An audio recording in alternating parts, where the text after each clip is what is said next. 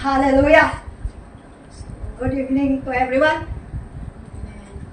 Hallelujah. Thank you, Lord. So before we are going to share the Word of God, listen to the Word of God, let us bow our heads and let us pray. Hallelujah, Father God. Thank you, Father God.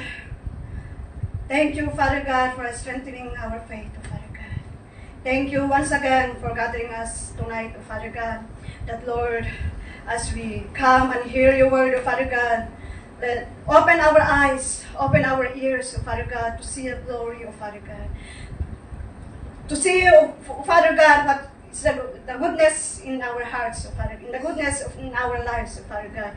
We thank you and let your Holy Spirit empower us with your Holy Spirit so that the word that we heard for today, Father God, it will be manifest in our lives and it will be applied in our daily lives, Father God. We thank you, Father God, and we bless your name. In the mighty name of Jesus we pray. Amen. Amen. Hallelujah. So, good evening to everyone sa mga online dyan, wherever we are. Wherever you are, greetings to all of you. Hallelujah. I thank Pastora Grace for this opportunity that she asked me, that she asked me to share the word of God for you tonight. Hallelujah. So, in our text for today, we find it in Matthew chapter 13. In Matthew 13, verse 1 to 22.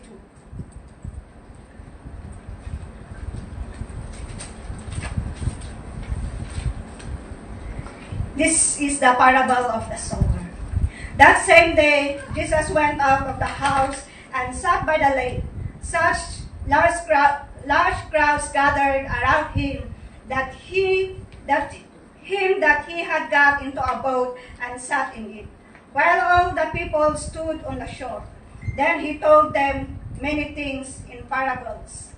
This is the parable that God shared to the people around the lake, around the shore. A farmer went out to sow his seed. As he was scattering the seed, some fell along the path, and the birds came and ate it up. Some fell on the rocky places where it did not have much soil. It sprang up quickly because the soil was shallow. But when the sun came up, the plants were scorched and they withered because they had no root. Other seed fell among thorns, which grew up and choked the plants. Still other seed fell on the good soil, where it produced a crop 160 or 30 times what was sown. He who has ears, let him hear. So sa yung parable na to ay makikita yung mga respond dito sa verse 18. Listen them to what the parable of the sow means. This is the meaning of the parable. Kung makita natin ang tayo ay, di ba, tayo ay mga anak ng farmers. Tayo din ay mga farmers. Di ba, kung magtanim tayo ng yung mga pichay seed, yung mga seed, yung mga binhi na itatanim natin. Di ba, makikita natin kung hindi mo yan inaalagaan ay talagang mamamatayan. At kung hindi mo yan in-spray yan, kasi kung hindi mo dinidiligan, talagang mamamatay. As like in our spiritual. Kung may inakay tayo na inakay mo lang para ipakita mo na you are doing your part, but di mo pinakita kung paano mag-alaga ng isang tao na inakay mo.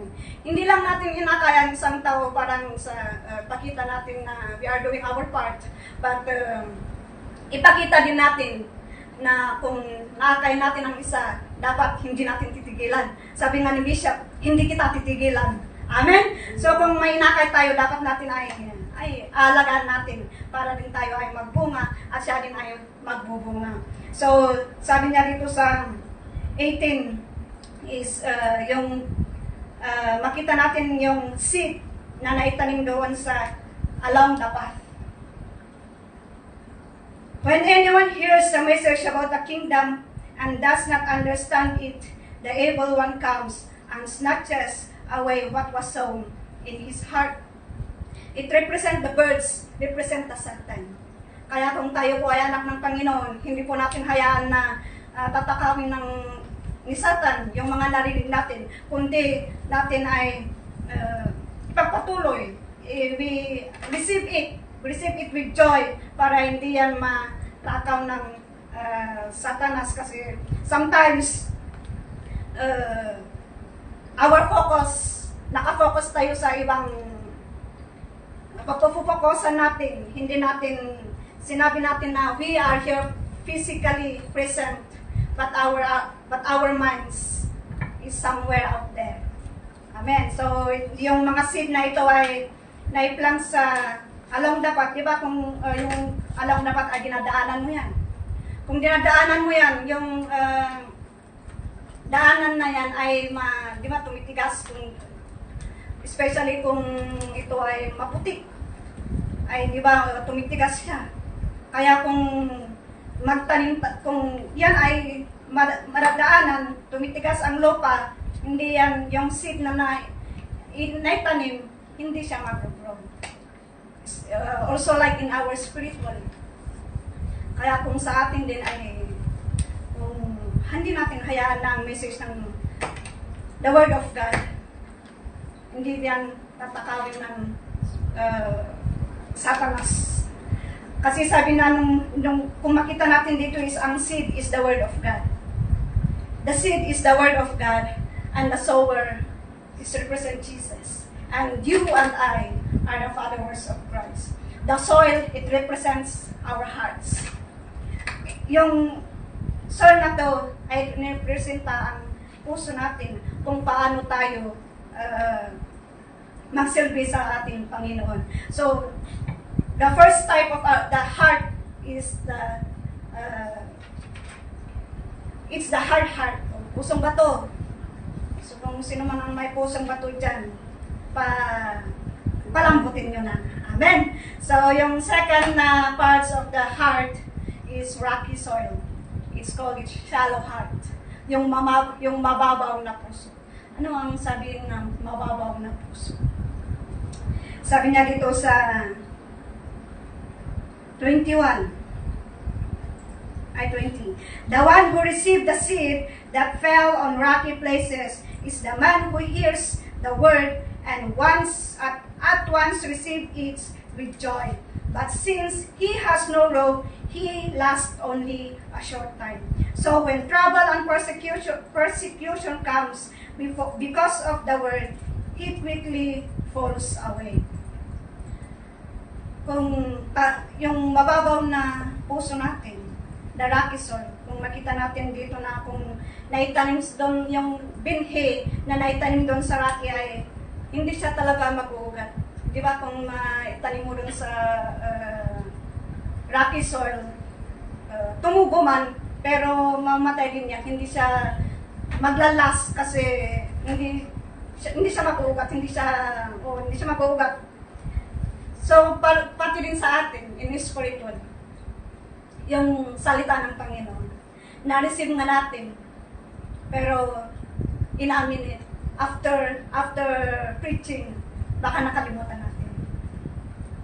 So, we just receive it, na hindi natin na ipaugat sa ating puso. So, hindi nag-sit-in sa atin, kaya kung when persecution comes, when troubles come, doon tayo mag-give up. Pati sa ating mga ministry. Kung ang isang tao ay magaling mag-gitara, magaling magkanta, at doon ka sa likod na sinasabi mo na, ay, ang galing niya. Ang galing niya na mag-gitara. Pero, doon mo din na-realize na gusto mo din na mag-aral at matuto. Pero nung nakarinig ka ng salita na ayaw mo, na yung salita na, di ba, minsan may i-speak tayo na parang nasaktan yung isang kasama natin. Pero instead na ipagpatuloy niya din na matutong mag-gitara o matutong ano tong mga sa mga ministry dito sa ating tambourines or sa ating pianos, nang dahil lang sa sinabi mo, nasaktan siya, doon siya nag-give up. Kaya kailangan din natin na hindi na lang natin hayaan na kunting salita lang ay nag-give up ka. But we need, kailangan natin na ipaugat yung salita ng Panginoon sa atin. Hindi lang tayo narinig, hindi lang tayo nakakinig sa salita ng Panginoon sa Sunday. Mamaya ay nakalimutan natin na dapat ay ipagpatuloy natin na kung minsan ay dapat, kung hindi natin naiintindihan ay pwede nating balikan ang mga verses para doon tayo mag-ask ng understanding sa Panginoon, na kailangan din natin na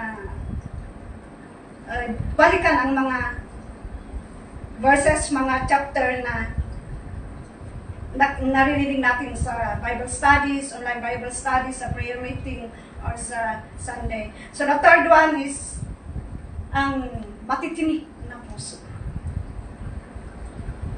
The thorny soil.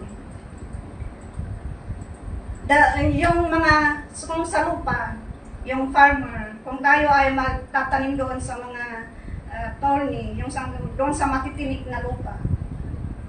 Di ba lahat ng mga grass ay andon. It's surrounded. Maraming plants na nakapaligid doon. Pero doon tayo din nagplant ng isang seed. Paano yan tutubo kung doon mo tinanim ang isang binhi na gusto mong patubuin, pero hindi siya tumubo. Kung makita natin dito is, the one who received the seed that fell among the thorns is the man who hears the word, but the worries of this life and the deceitfulness of wealth choke it, making it unfruitful. Dito natin makikita ang narinig natin nga ang salita ng Panginoon, pero we are surrounded by the worries of life. Normal ba yata yung minsan nga sabihin mo nga na you are the follower of Christ. Pero bakit tayo lahat, instead we are focusing in our service to God. We are focusing on other things. Na ito ay balakid na hindi tayo magpatuloy sa pag-service sa ating Panginoon. Nadadaig tayo sa pagpapayaman. Nang dahil sa pagpapayaman natin, nang dahil sa work, nakalimutan natin ang ministry natin sa Panginoon. In materialism, dito natin makikita ang isang pagsisilbi sa ating Panginoon, na dapat din ay instead ng alagaan, instead let us be watchful and guard our hearts. Hindi lang tayo sa pagsilbi ay instead na we keep on evangelizing, we keep take caring yung mga inakay natin, pero ang ginagawa natin ay mag-invest dito sa lupa. Instead, we invest sa Panginoon. Kaya huwag tayong magpapadaig. Baka namimihasa ka dahil sa pagpapayaman mo dito sa lupa. Lalalahanin mo na yung riches mo dito sa lupa, hindi mo makukuha dun sa, hindi mo yun makukuha sa Panginoon. Makukuha mo, hindi mo siya maladala. Amen? So, hindi tayo magpapadaig sa ating mga worries, sa mga deceitfulness, kasi ito ay ito ang mga balakid na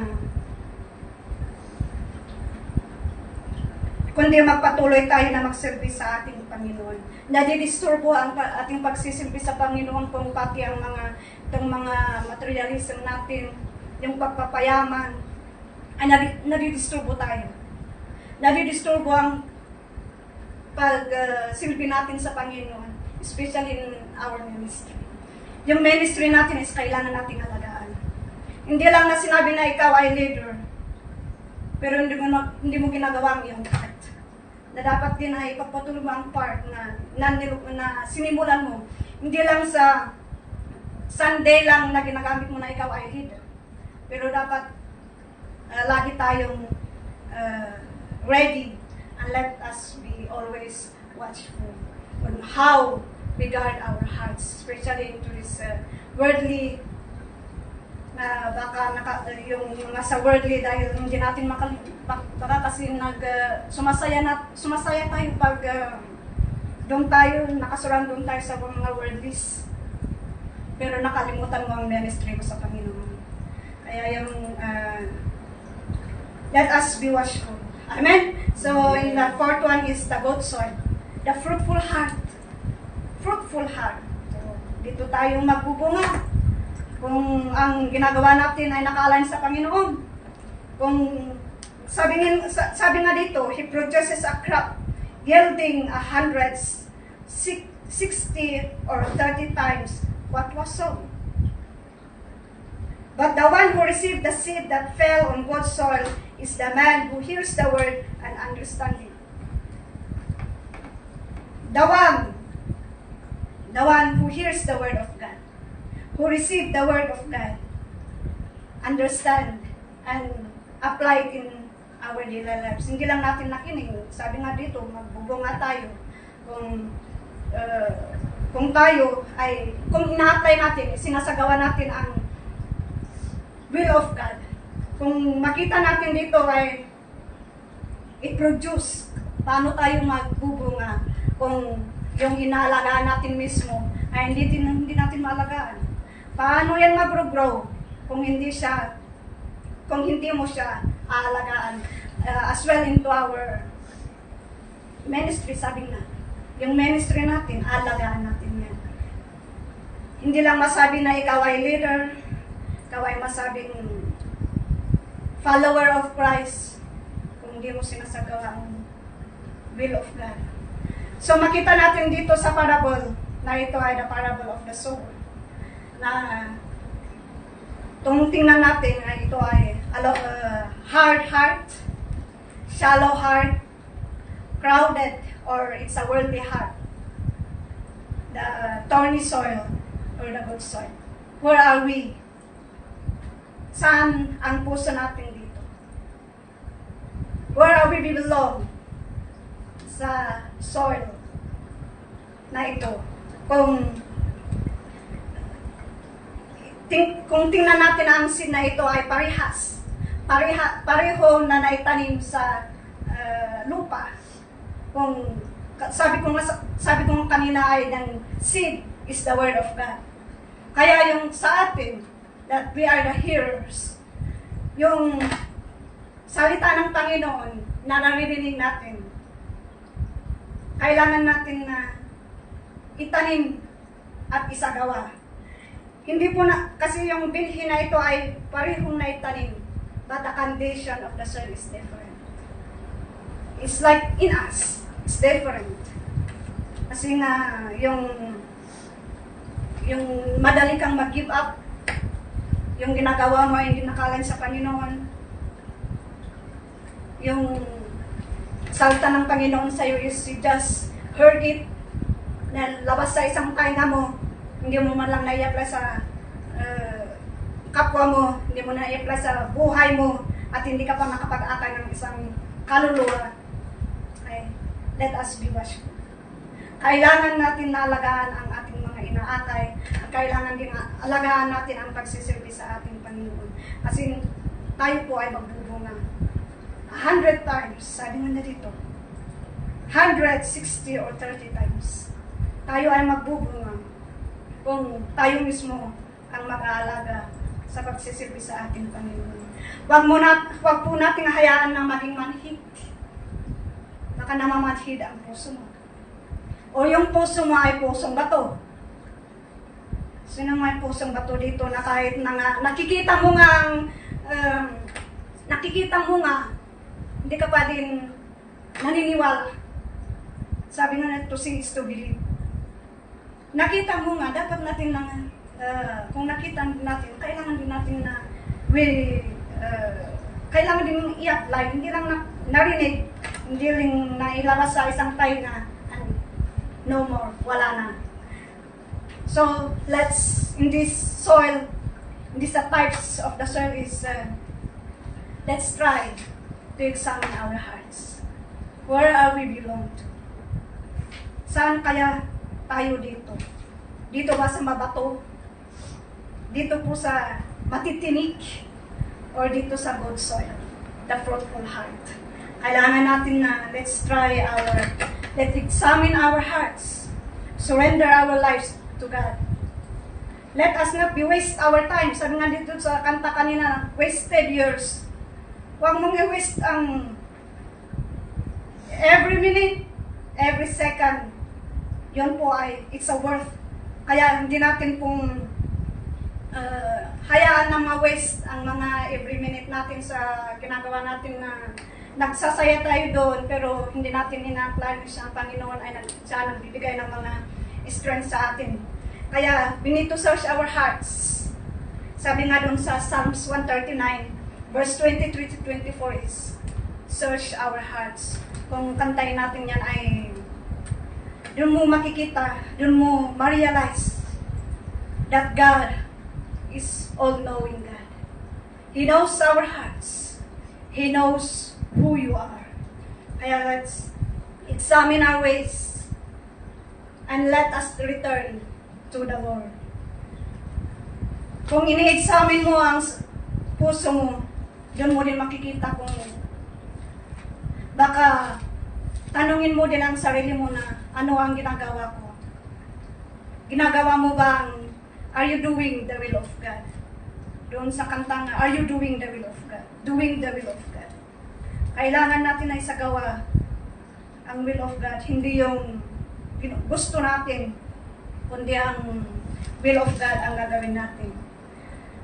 Let us all guard our hearts and search our hearts. Kung ano man po ang bumabalakid sa ating pagsisilbi sa ating Panginoon, let us turn to God. Every wickedness, yung mga iniisip natin, yung mga kung ikaw ay nasaktan at kinikimkim mo yan, paano mo sabihin na ikaw ay forgivable?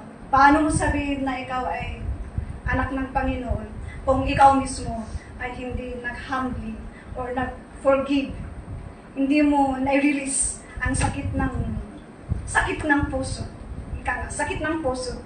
Kung nasaktan man ang puso mo dyan, ay dapat din na i-search natin kung bakit masaktan ang puso natin. Amen? So, sir, yung mga salita ng Panginoon, and it give us encourage. Yung mga parable na ito, hindi lang mga parable, hindi lang mga talinghaga na naibulay-bulay, pero marami tayong matututunan dito sa mga parable if we understand it, if we get the meaning of it, and may pakita natin sa ating pagsisilbi sa Panginoon. So, last one here, that search our hearts, because God knows our thoughts. That it says in Lamentations 3:14, let us examine our ways and test them, and let us return to the Lord. Every wickedness in your heart, turn to God. That sabihin mo nga na yung sabi nga dyan sa John 8:32, setting the truth. Paano mo sabihin na ang Word of God will set you free kung tayo mismo ay anong ginagawa natin? Kaya let us acknowledge that God is an all-knowing God. He knows our hearts. He knows our thoughts. Amen? So, dito po tayo magtatapos.